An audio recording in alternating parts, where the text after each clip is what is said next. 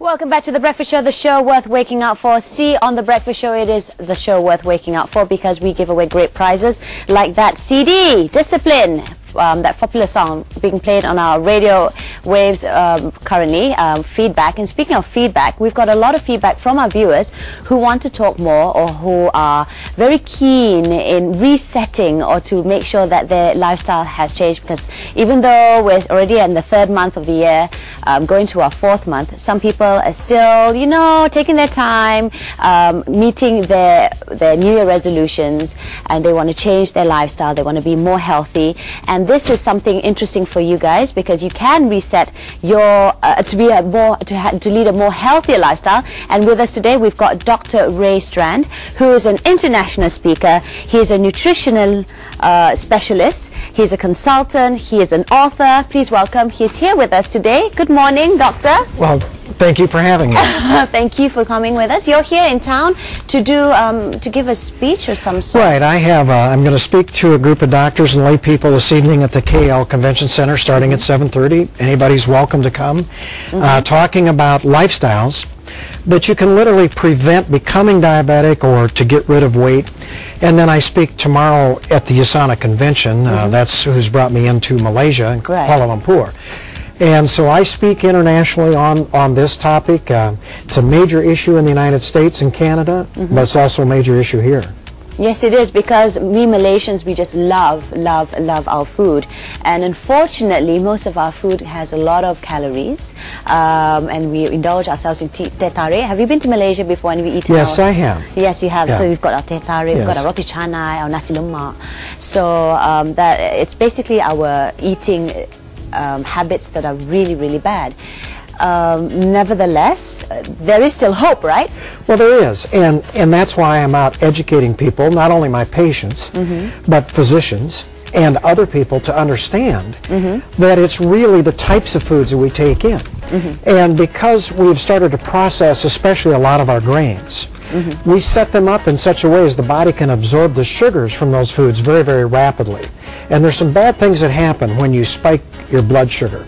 Not only does it cause inflammation of your arteries, but it also can lead to overeating. It can set off a vicious cycle. We call it uncontrollable hunger, or cravings and emotional eating is just this cycle of spiking your blood sugar. Why does these cravings happen? Is it just because of... What happens is the fact that when you spike your blood sugar, you know, the body's got to control blood sugar in a very narrow range. Right. So that rapidly rising blood sugar literally overstimulates the release of insulin. Now, insulin's your storage hormone. Okay. But so as fast as that blood sugar goes up, it drops. But it drops into that low blood sugar range. And if the body allows that to keep going down, not only do you get mentally confused or a shaky weakness, you can literally have a seizure or go into a coma. Yeah, that's serious. So the body protects against that by stimulating the release of our stress hormones, adrenaline and cortisol, to drive that blood sugar back to normal. But here's what people do not appreciate. Even though that blood sugar comes back to normal, you are now left with an uncontrollable hunger. You have no choice.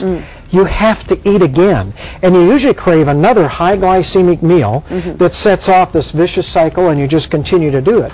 So it leads to overeating. It also leads to the fact that we eventually, it's kind of like hollering wolf, we just do this day in and day out, month after month, we become less sensitive to our insulin. And so what happens over time, when that happens, the body compensates for that by making more and more insulin. But the problem is, as that blood insulin level rise, you tip over into an abnormal metabolic state, which not only can lead to diabetes, it can lead to heart disease, but you start gaining that unusual amount of weight around your middle, and you haven't changed anything, no activity or exercise or eating habits, and people wonder, well, why am I putting on all this weight and it's going here?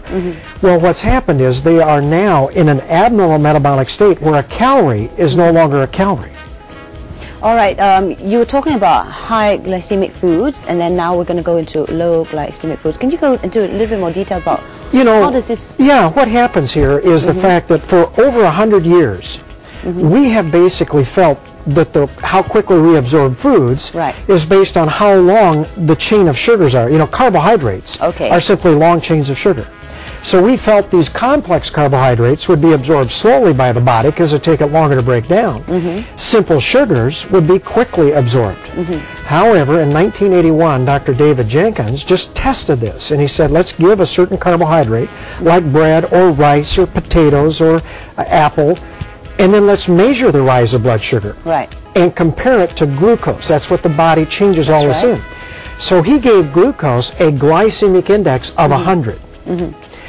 And then he started to compare all the other foods to it. What was amazing was foods like bread and flour and rice.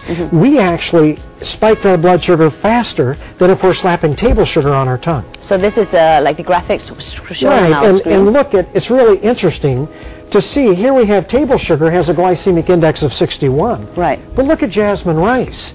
It has a glycemic index of 115. It's almost will spike your blood sugar almost twice as fast as eating straight table sugar. What would consider high and what would be considered low on an average? So at least, you know, when we have an index, for instance, then we would know how to... I personally believe any glycemic index above 60 is high. Okay. Between 40 and 60 is moderate glycemic index, and below 40 is low glycemic index. And so I teach my patients to learn which foods spike their blood sugars and which ones don't. For example, basmati rice only has a glycemic index around 58. Oh. Long rice or wild rice maybe about 55. So there are, you know, if you get a really good brown rice that's not been processed much, that's probably in the low 60s. So it's just like the white potato has a glycemic index of 85. But if you do the red or new potato, it's about 60. Sweet potato is like 58. And yams are like 28. And to think that I just thought that, okay, rice would be this much, potatoes would be this much, but within the potato range or the rice range itself, they have different indexes altogether. And that's what we teach. Jeez. So we teach people to go back eating foods that aren't processed that much. Right. Whole grains, whole fruits, whole vegetables, and legumes, nuts, they're all low glycemic. The body will absorb those foods very, very slowly. But you got to understand, when you start to eat this way and the blood sugar doesn't spike, first of all, you don't create that inflammation. Right. The second of all, you remain more satisfied after that meal and you don't overstimulate the release of insulin. So blood insulin levels stay down and you're more, you know, then you don't set off this uncontrollable hunger. So companies, you know, that I've dealt with have come out with food and meal replacements that are low glycemic. In fact, when we do our clinical trials, I've joined up with USANA. Their food replacement has a glycemic index of only 23. Now there's a little pamphlet here. It says here, reset, lose the cravings, find the new you, and it actually gives an indication or something that you can look at if you're starting a 5-day program checklist, which basically tells you how you can replace your meals and how does it work? You don't eat your meals at all and you just drink or eat that particular product, or how? That's right. You know, one of the toughest things as a physician I struggle with is helping people change their lifestyles or their behavior. Especially when they're so used to the morning coffee, for instance, the roti chana in the morning. So the hardest thing I've had is to actually help people make, even though they understand this, you know, life goes on. It's hard to change behavior. So these products, along with what we've done in the clinical trials, help people to, instead of having their breakfast, they have a meal replacement. They taste good, they're convenient, and they will not spike their blood sugar. It tastes good, because I think that's the most important thing. When people think healthy, they think, oh, it's going to be bland, it's going to be saltless, it's going to be sugarless, it's going to taste horrible. But for this one, no. It doesn't. You know, when we do our clinical trials, we start out, you know, after the 5-day reset, we go to phase 1, which is 2 meal replacement, one, you know, and then we have one regular low glycemic meal. So we've got to teach people how to eat regular food and then to how to eat snacks that won't spike their blood sugar. But the one complaint we get is, oh, I don't want to drink my meals. But you know, when you go from phase 1 to phase 2, they're doing so well, they're losing weight, they feel good, they have more energy, and they're not going hungry. That's the key. We don't do calories in, calories out. We just are trying to improve insulin sensitivity by a triad of healthy lifestyles. I see. Because that's a problem, because when you tip over in this abnormal metabolic state, you hold on to fat like a sponge holds on to water. Right. That's one of the main reasons diets don't work and they fail 98% of the time. But for someone who is relatively fit, like our two handsome lads earlier on, they don't want to lose weight. They're happy with their body weight. Can someone go for something similar to this program? Sure. It's healthy lifestyles. It's what I call, these are healthy lifestyles. It's just if you are overweight, you'll lose some weight. If you're not, it's no big deal. But you still want to prevent the damage